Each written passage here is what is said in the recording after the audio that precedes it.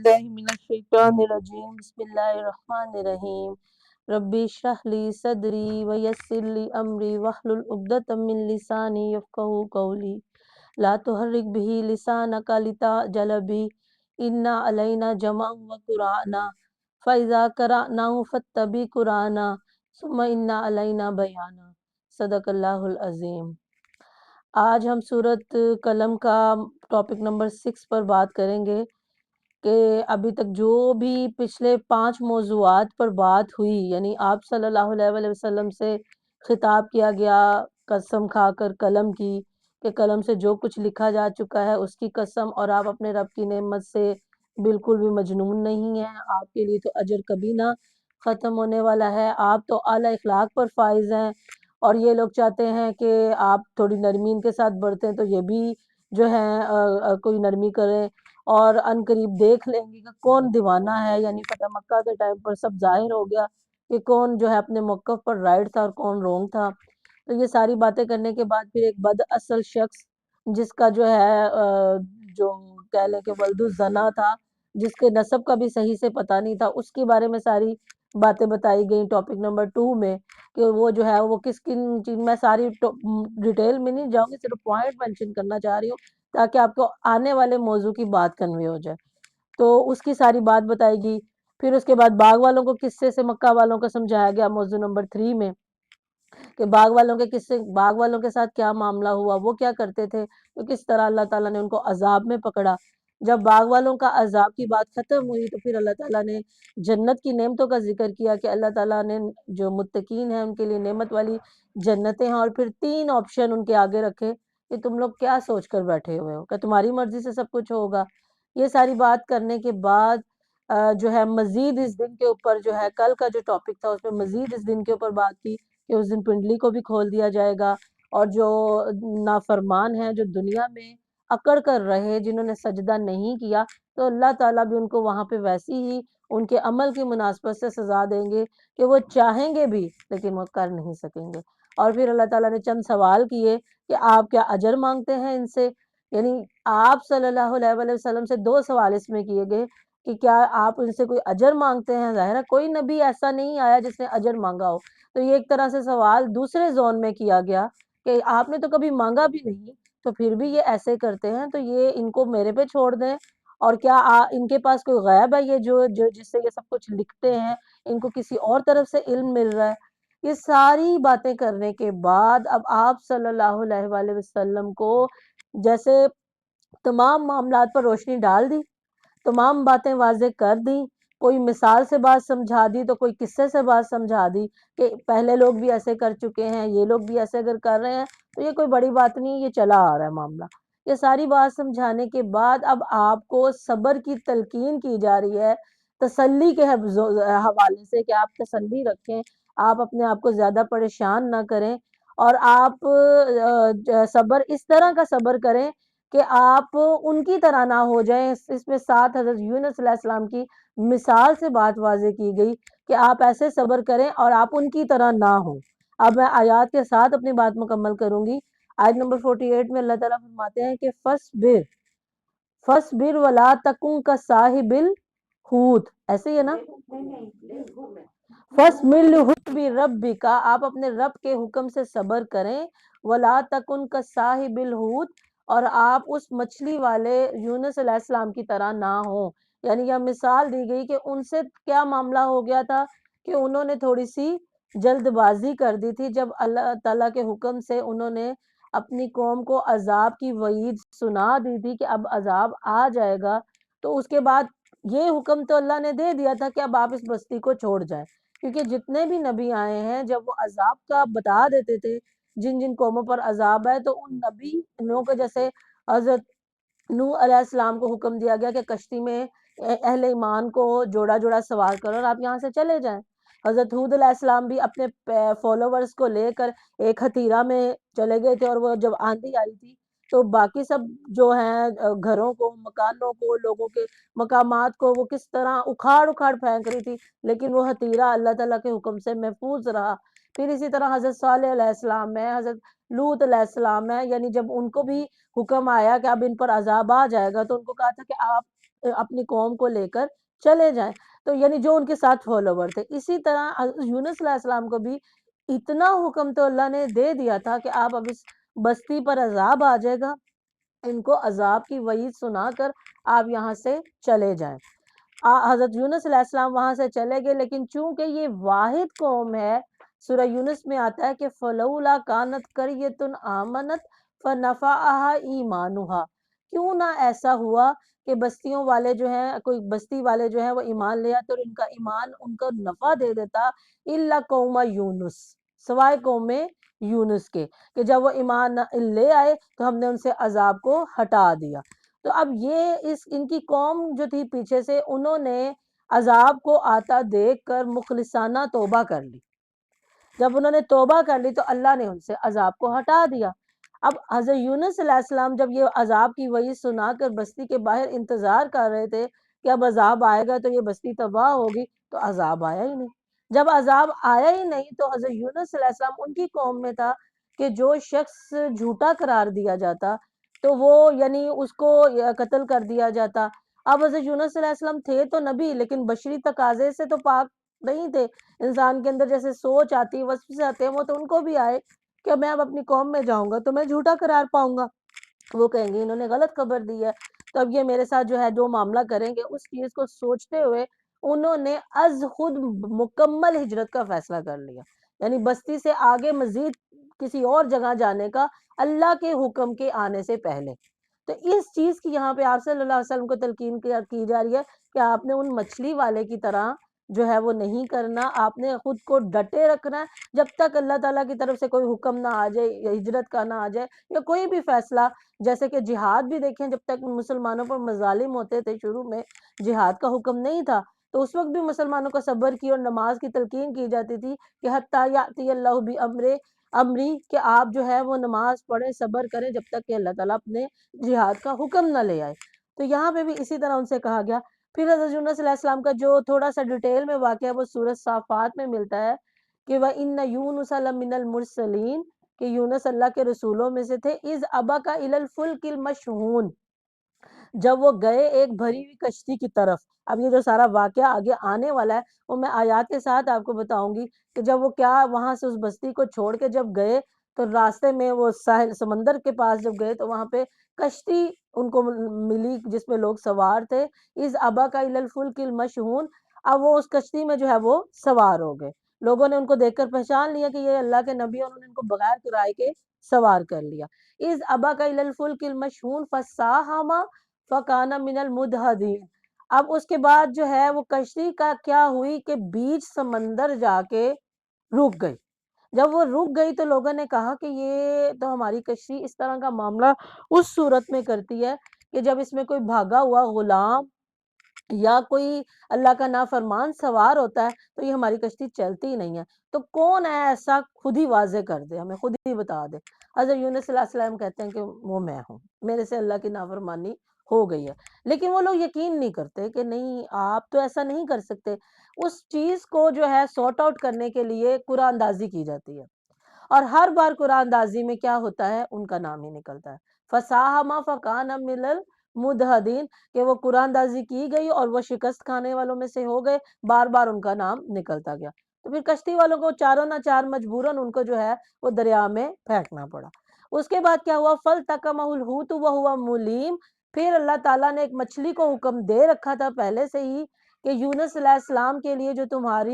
تمہارا پیٹ ہے وہ ان کا مسکن ہوگا، تمہاری خوراک نہیں ہوگی۔ فَالْتَقَمَهُ الْحُوتُ، ان کو ایک مچھلی نے نگل لیا، وَهُوَ مُلِيمٌ، اور وہ ملامت زدہ تھے، شرمندہ تھے جو ان سے وہ معاملہ ہو گیا۔ فَالْتَقَمَهُ فَلَوْلَا أَنَّهُ كَانَ مِنَ الْمُسَبِّحِينَ، اب یہاں اللہ تعالیٰ نے ان کی اس تسبیح کا ذکر کیا جس کی جو تسبیح مکمل بتائی اللہ تعالیٰ نے، بار بار ان کا نام نکلتا گیا۔ تو پھر کشتی والوں کو چاروں نہ چار مجبوراً ان کو جو ہے وہ دریا میں پھینکنا پڑا۔ اس کے بعد کیا ہوا، فَالْتَقَمَهُ الْحُوتُ وَهُوَ مُلِيمٌ، پھر اللہ تعالیٰ نے ایک مچھلی کو حکم دے رکھا تھا پہلے سے ہی کہ یونس علیہ السلام کے لیے جو تمہارا پیٹ ہے وہ ان کا مسکن ہوگا، تمہاری خوراک نہیں ہوگی۔ فَالْتَقَمَهُ الْحُوتُ، ان کو ایک مچھلی نے نگل لیا، وَهُوَ مُلِيمٌ، اور وہ ملامت زدہ تھے، شرمندہ تھے جو ان سے وہ معاملہ ہو گیا. فَالْتَقَمَهُ فَلَوْلَا أَنَّهُ كَانَ مِنَ الْمُسَبِّحِينَ. اب یہاں اللہ تعالیٰ نے ان کی اس تسبیح کا ذکر کیا جس کی جو تسبیح مکمل بتائی اللہ تعالیٰ نے سورۃ انبیاء میں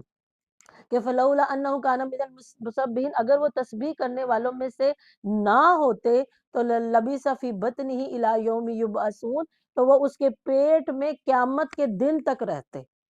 کہ اللہ تعالیٰ نے ان کو جو باہر نکالا کس کی بنیاد پر؟ تسبیح کی بنیاد پر. اور سورہ انبیاء میں آتا ہے وَالظَّنُّونِ إِذ ذَهَبَ مُغَاضِبًا، کہ وہ مچھلی والے جب وہ غصے سے چلے گئے فَظَنَّ أَن لَّن نَّقْدِرَ عَلَيْهِ، انہوں نے سمجھا کہ اب ان کو کوئی پکڑے گا نہیں. فَنَادَىٰ فِي الظُّلُمَاتِ، پھر انہوں نے مجھے اندھیرے میں پکارا، اللہ الہ الا انت سبحانک انی کنت من الظالمین، کہ اللہ تیرے سوا کوئی معبود نہیں، تو پاک ہے، میں ظالموں میں سے ہوں. اس تسبیح کا ورد جس کو آیت کریمہ کہا جاتا ہے ہر مشکل سے نجات کے لیے، اس کا انہوں نے ورد کیا. تو اللہ تعالیٰ کیا کہہ رہے ہیں کہ اگر وہ تسبیح کرنے والوں میں سے نہ ہوتے تو وہ یوم یبعثون تک اس کے پیٹ میں رہتے. فَنَبَذْنَاهُ بِالْعَرَاءِ،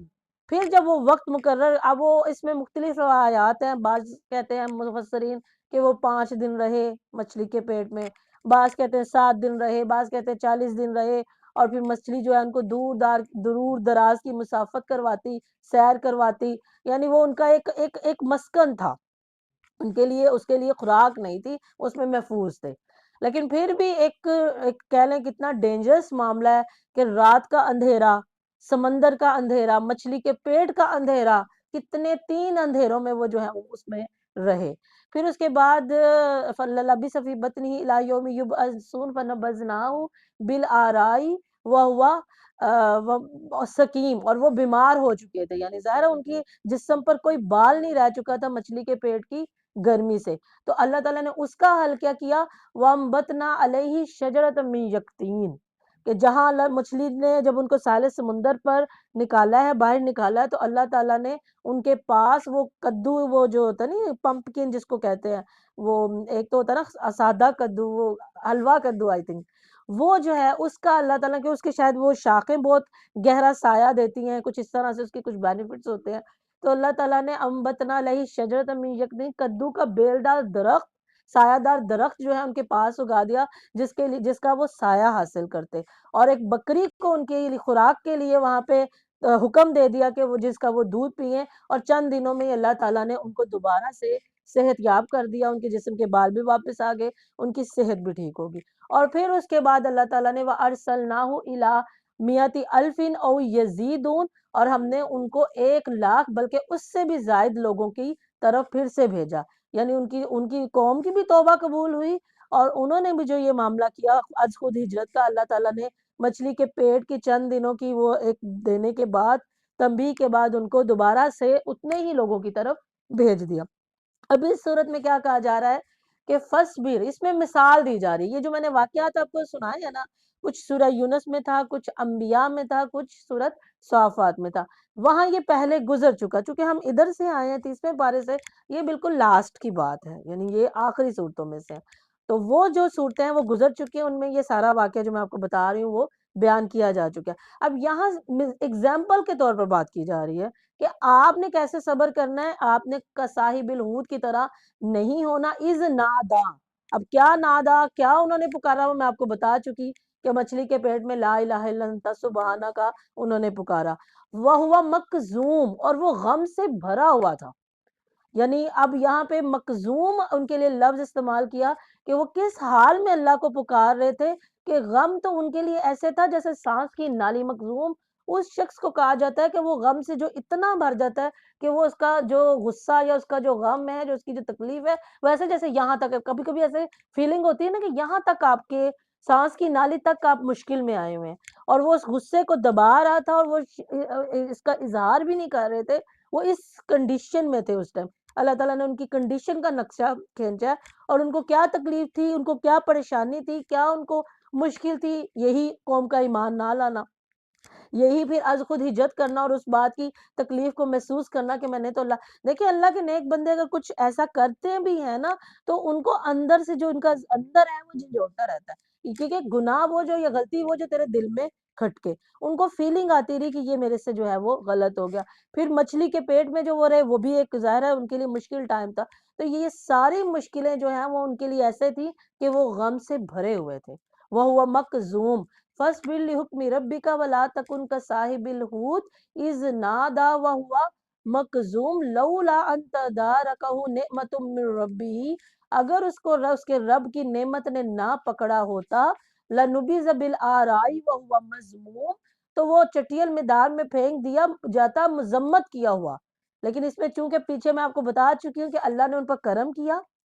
انہوں نے تسبیح کی تو اللہ نے ان کو جب ساحل سمندر پر جب وہ مچھلی نے ان کو باہر نکالا تو اللہ نے ان کے لیے خوراک کا بھی انتظام کیا، سائے کا بھی انتظام کیا، یعنی ناراضگی ختم ہوگی، جو تھوڑا سا ان کے اس عمل پر اللہ تعالیٰ کو ایک غصہ تھا وہ اللہ تعالیٰ کا کیسے کہ لولا ان تدارا اللہ نے اپنی نعمت میں ان کو نعمت کے سائے میں رحمت کے سائے میں ڈھانپ لیا۔ پھر فج تباہ ربہ فج من الصالحین اور پھر ان کے رب نے ان کو چن بھی لیا، یعنی اس سے کیا پتا چلا بعض لوگ کہتے ہیں ایک طرف یعنی اگر ہم شروع کی صورت پڑھیں جس میں پہلے واقعہ ہے تو ہم کہ ان کی تو توبہ قبول نہیں ہوئی تھی اللہ نے تو ان کو معاف نہیں کیا، لیکن اللہ نے ان کے بارے میں حضرت آدم علیہ السلام کے بارے میں بھی جب بات ہوتی ہے تو اینڈ پہ الفاظ کیا آتے ہیں کہ اللہ نے پھر ان کو چن لیا، پھر اللہ تعالیٰ نے ان کو جو ہے اپنی بارگاہ میں قبول کر لیا۔ فجتباہ ربہ فجعلہ من الصالحین اور وہ نیکوکاروں میں سے تھے۔ اب آئی وہ جیسے میں آپ کو بتاتی ہوں کہ کوئی بھی صورت ہے میں آپ کو یہ چیز ضرور اس پہ آپ کا غور و فکر لے کر جاتی ہوں کہ جہاں سے بات شروع ہوتی ہے وہیں پہ بات ختم ہوتی ہے، چاہے وہ لمبی سے لمبی صورت ہو چاہے وہ چھوٹی سے چھوٹی ہو۔ اب آپ دیکھیں کہ اس صورت کے آغاز میں کیا تھا، نون والقلم وما یسطرون ما انت بنعمت ربک بمجنون، مجنون کا ذکر آیا کہ آپ اپنے رب کی نعمت سے مجنون نہیں ہیں۔ اب دیکھیں اس آیت میں وَإِن يَكَادُ الَّذِينَ اب پھر نبی پاک صلی اللہ علیہ وسلم سے مزید خطاب کیا جا رہا ہے کہ وَإِن يَكَادُ الَّذِينَ كَفَرُوا لَيُزْلِقُونَكَ بِأَبْصَارِهِمْ یہ کافر تو چاہتے ہیں کہ آپ کو اپنی نظروں سے ہی پھسلا دیں۔ اس کی مثال میں آپ کو ایسے دوں گی کہ کسی انسان میں تھوڑی سی ایسی عادت ہو کہ وہ دوسرے کی کسی نعمت کو دیکھ کے بڑا فیل کرتا ہو کہ اللہ نے اس کو یہ نعمت دے دی ہے اور اس کے دیکھنے کے انداز میں وہ ایلیمنٹ نظر آتا ہو، جیسے کوئی خوبصورت لگ رہا ہے، کسی نے اچھا لباس پہنا ہے اور کوئی دوسرا ایسا شخص جو ایسی فیلنگ رکھتا ہے کہ فلاں اس کے اندر تھوڑی سی وہ میں کھلے لفظوں میں حسد کی وہ ہو ایلیمنٹ اس کے اندر ہو اور وہ ایسے دیکھے کہ لگے کہ یہ دیکھتے دیکھنے سے ہی ہمیں گھور گھور کے مار دے گا، گھور گھور کے یہ ہماری جو اس نعمت کو نا کسی طرح چھین لے گا۔ تو یہ یہاں پہ یہ کہا جا رہا ہے کہ یہ کافر آپ سے اس قدر نفرت میں آگے بڑھ گئے ہیں، اس قدر آپ کے ساتھ وہ اس میں کمپٹیشن میں آپ کی مخالفت میں آگے بڑھ گئے ہیں کہ ان کا بس نہیں چلتا، یہ آپ کو اپنی نظروں سے پھسلا دیں، یہ نظریں بد کہہ لیں یا کچھ اس طرح کا معاملہ کہہ لیں، یہ اس آیت میں اس کا بھی علاج ہے کہ یہ کافر جو ہے یہ چاہتے ہیں آپ کو اپنی نظروں سے پھسلا دیں۔ لَيُزْلِقُونَكَ بِأَبْصَارِهِمْ لَمَّا سَمِعُوا الذِّكْرَ اور جب یہ سنتے ہیں اس ذکر کو یعنی قرآن کو تو کیا کہتے ہیں یقولون انہ لمجنون وَيَقُولُونَ إِنَّهُ لَمَجْنُونَ یہ کہتے ہیں کہ یہ تو دیوانہ ہے، دیوانہ سے بات شروع ہوئی تھی تو کہاں پہ ختم ہوئی، دیوانہ پہ جا کے بات کہ جہاں سے بیچ میں ساری بات اسی کو واضح کرنے کے لیے کہ آپ بالکل بھی نہیں ہیں، ان کو لگے رہنے دو، یہ جو کر رہے ہیں یہ جو سارے واقعات یہ جو ساری باتیں سمجھانے کے بعد پھر اینڈ میں مثال دے دی کہ آپ نے اپنے صبر کے دامن کو ہاتھ سے نہیں چھوڑنا، کوئی جلد بازی جیسے میرے اس نبی نے کی تھی آپ نے نہیں کرنی، اور ان کا کیا ہے یہ تو اس قدر نفرت میں مخالفت میں آ گئے کہ نظروں سے آپ کا نقصان کر دینا چاہتے ہیں۔ تو اس میں اس طرح کی یہ جو آیت ہے یہ آپ کے لیے اس میں علاج بھی ہے، ایک آپ کے لیے اس میں ریمیڈی بھی ہے کہ آپ وہ کوئی نظر کا معاملہ آپ کے ساتھ کوئی کر دے تو آپ اس آیت کو پڑھیں تو اللہ تعالیٰ اس سے آپ کو جو ہے شفا دے گا۔ وما ہوا الا ذکر للعالمین اور نہیں ہے یہ مگر تمام جہان والوں کے لیے نصیحت، یعنی نہ آپ دیوانے ہیں نہ یہ میرے قرآن کلام میں کوئی شک و شبہ والی بات ہے، یہ تو نصیحت ہے۔ تو الحمدللہ اللہ تعالیٰ کے فضل و کرم سے آج ہماری دوسری صورت بھی 29ویں پاری کے اپنے اختتام کو پہنچی، اسی طرح انشاءاللہ تعالیٰ اللہ تعالیٰ ہمیں ہر نیا دن آگے لے کے جائے۔ وآخر دعوانا ان الحمدللہ رب العالمین۔